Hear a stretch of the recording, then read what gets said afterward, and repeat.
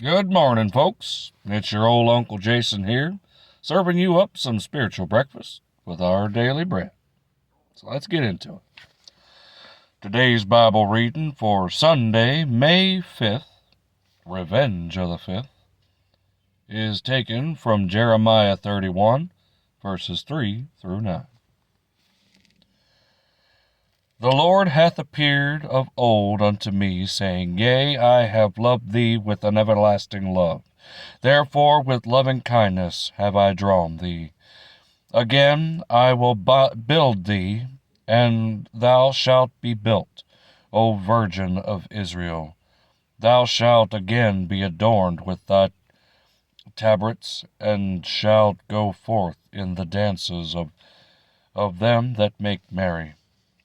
Thou shalt yet plant vines upon the mountains of Samaria, and the planters shall plant, and shall eat them as common things. For there shall be a day that the watchmen upon the mount Ephraim shall cry, Arise ye, and let us go up to Zion unto the Lord our God. For thus saith the Lord, Sing with gladness for Jacob, and shout among the chief of the nations.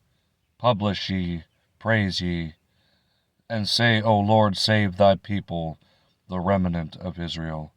Behold, I will bring them from the north country, and gather them from the coast of the earth, and with them the blind and the lame, and the woman with child, and her that travelleth with child together. A great company shall return thither. They shall come with weeping, and with supplications will I lead them. I will cause them to walk by the rivers of waters in the straight way, wherein thou shalt not stumble. For I am a father to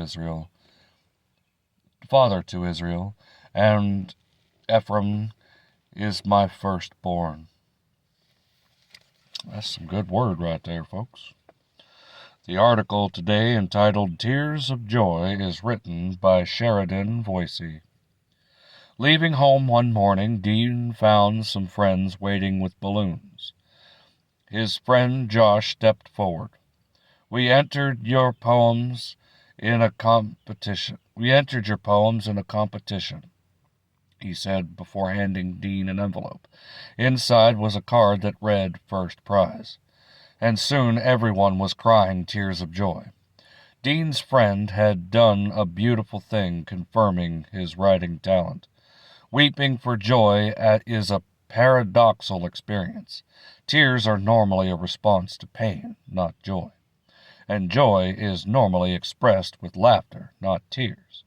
Italian psychologists have noted that tears of joy come at times of deep personal meaning, when we feel deeply loved or achieve a major goal. This led them to conclude that tears of joy are pointers to the meaning of our lives. I imagine tears of joy erupting everywhere Jesus went. How could the parents of the man born blind not weep for joy when Jesus healed him in John chapter 9, verses 1 through 9? Or Mary and Martha after he raised their brother from the dead, chapter 11, verses 38 through 34. When God's people are brought into a restored world, tears of joy will stream down their faces, God said, and I will lead them home with great care. Jeremiah verses chapter 31, verse 9. It would help if I get my words correctly. If tears of joy shows us the meaning of our lives, imagine that great day to come. As tears stream down our faces, we'll know without doubt that the meaning of life has always been to live intimately with Him. Now, I got to tell you, folks, that's some powerful imagery right there. When the Lord returns, there will be no pain, there will be no war. Swords will be beaten into tools used in a vineyard. Spears will be beaten into hooks. Weapons of war will be repurposed for farming and live peacefully. Everything that we see now, everything that we know now will be gone. It will be as if it never was. You remember the statue that Nebuchadnezzar dreamed about? That is a symbolism of God completely and totally destroying the past. We'll be as one people. All of everything will be gone from here on out.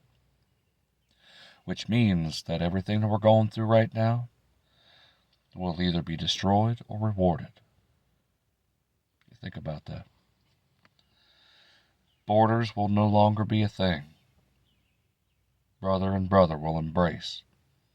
We'll all be as the angels of heaven, as it originally was intended to be. What a day that'll be when the Lord returns. And you can experience that if you but reach out and trust Him. For God so loved the world that He gave His only begotten Son, that whosoever believeth in Him shall not perish, but have everlasting life. And you can experience a little bit of that right now, simply by believing in God and trusting in Christ and what He did at the cross.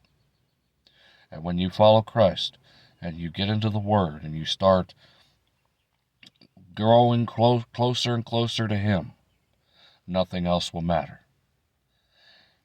Find you a church, a Bible-believing church, a Bible-preaching church, and build fellowship within that congregation. I guarantee you'll experience that life just a little bit right now. And when the time finally comes for the Lord our God to sit on the Mount of Olives, where the government of the world sits on His shoulders, what a time that'll be. Because that is what this particular time is. It's getting us ready for that time. So you think about that today, folks. So, I pray that the word today be sown on good ground and bringeth forth fruit that would glorify Him. I bind out all hindering spirits, even the ones that are within your own mind, from keeping you from putting this in your spirit. Because nobody wants to miss heaven by 16 inches. So, folks, I invite you, like and share the video, like and share the channel. Because there's many things going to be coming down the pike, and I assure you, it's all good things because it's coming from the Lord. I promised you that we're going to be going through a study of Hebrews, going into a deep dive of that, and I promised it then, and I'll promise it now. It's going to happen.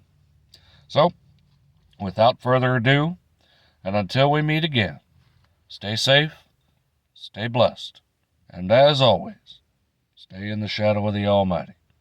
This is your old Uncle Jason, signing off.